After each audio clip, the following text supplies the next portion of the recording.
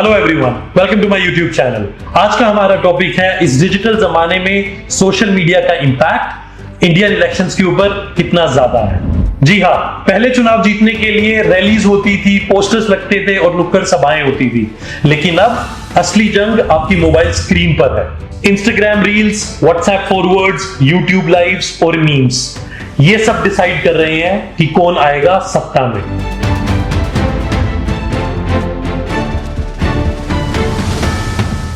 आज हम इस वीडियो में जानेंगे कि कैसे सोशल मीडिया ने इंडियन पॉलिटिक्स को बदल के रख दिया।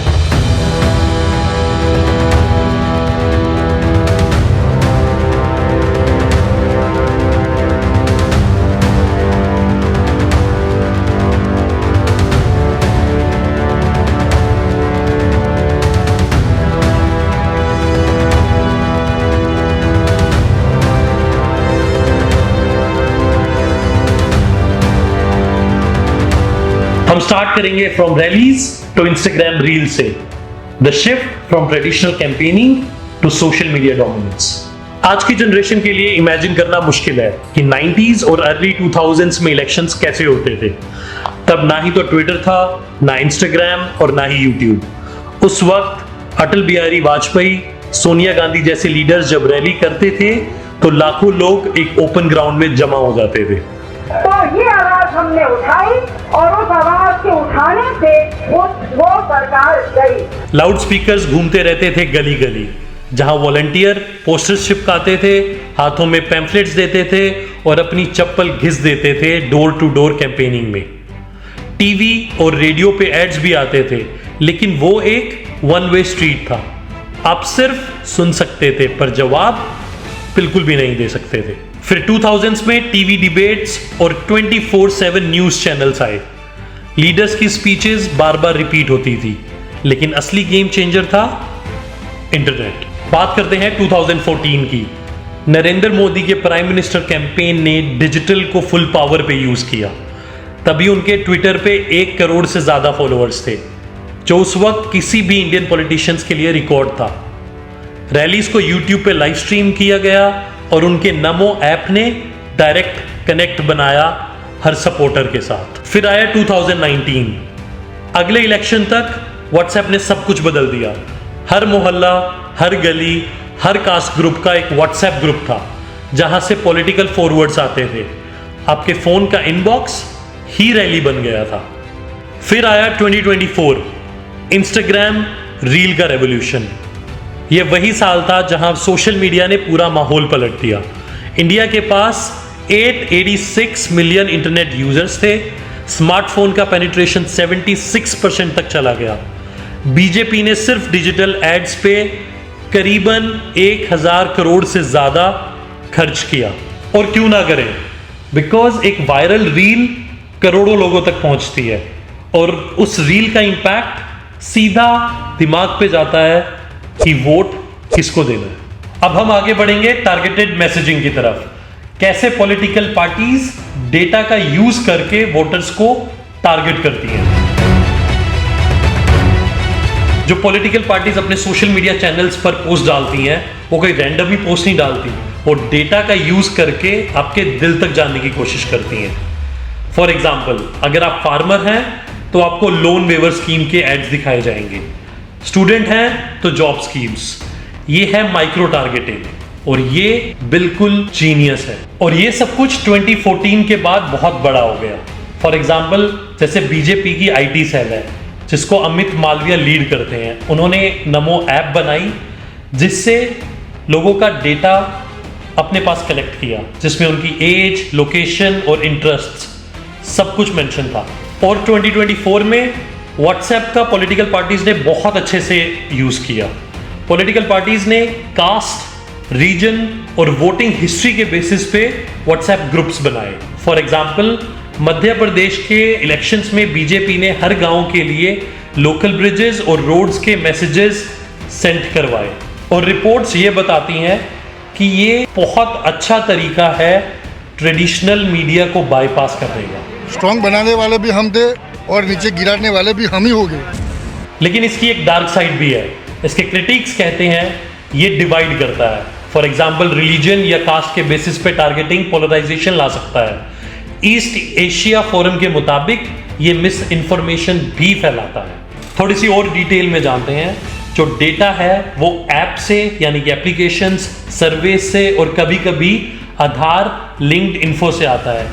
दो ये रेगुलेटेड है, बट स्टिल डेटा लीकेज कोई नई बात नहीं है। फॉर एग्जाम्पल फेसबुक के ऐड जो टूल्स हैं वो पॉलिटिकल पार्टीज को 18 से 24 साल के लोगों को स्पेसिफिक पिन कोड्स यानी कि स्पेसिफिक एरियाज में टारगेट करने के लिए पे करते हैं। कुछ पॉलिटिकल पार्टीज ने 2024 तक लैक्स व्हाट्सएप ग्रुप्स चलाए, जिसमें फॉर एग्जाम्पल बंगाल में तृणमूल कांग्रेस ने लोकल इशू के लिए ये किया। रिजल्ट क्या था? टारगेटेड एरियाज में वोटर टर्नआउट बहुत बड़ा। लेकिन एक एथिकल क्वेश्चन भी है, क्या ये फेयर है या फिर ये एक मैनिपुलेशन है?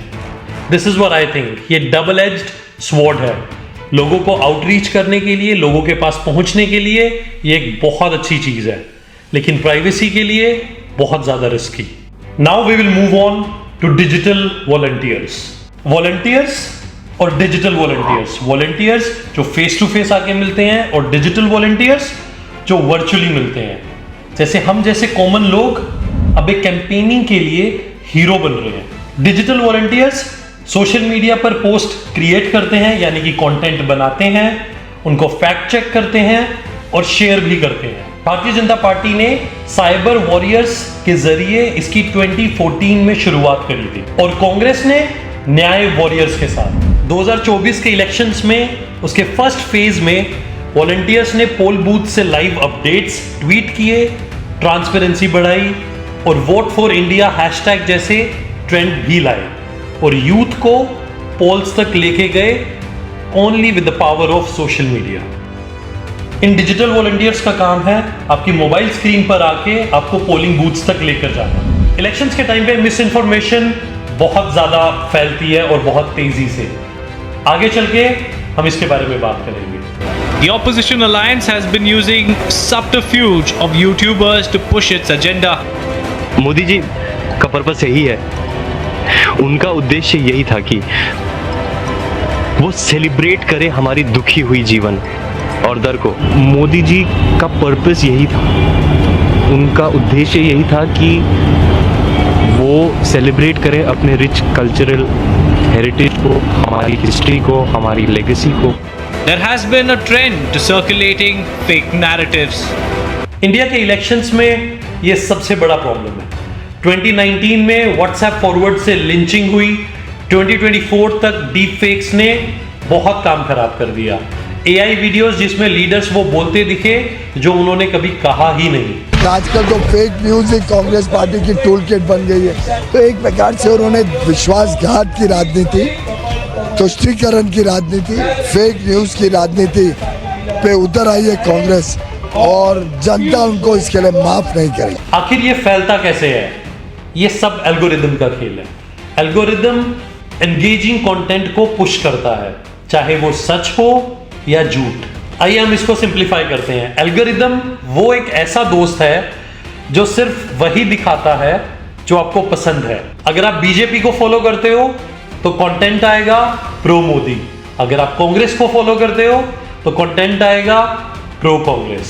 इन फिल्टर्स की वजह से एक बबल्स बनते हैं जिस वजह से इंफॉर्मेशन जो रियल इंफॉर्मेशन है वो बिल्कुल गायब रहती है। अब आगे बढ़ते हुए हम बात करेंगे इन्फ्लुएंसर्स और मीम्स का इफेक्ट पॉलिटिक्स के ऊपर। The Ranveer show. बधाई हो। तो आज भी कुछ फिटनेस का मंत्र देंगे लोगों को? योगा करनी चाहिए, मेडिटेशन करनी चाहिए। तो फिर तो ये लोग कहेंगे कि मोदी जी की बात बता रहा है। इन्फ्लुएंसर्स अब रॉक स्टार्स हैं। 2024 में मोदी जी ने दिल्ली में मोर देन 20+ क्रिएटर्स को बुलाया। उनके पोस्ट ने 100 मिलियन यूथ तक रीच किया। ये क्या करता है?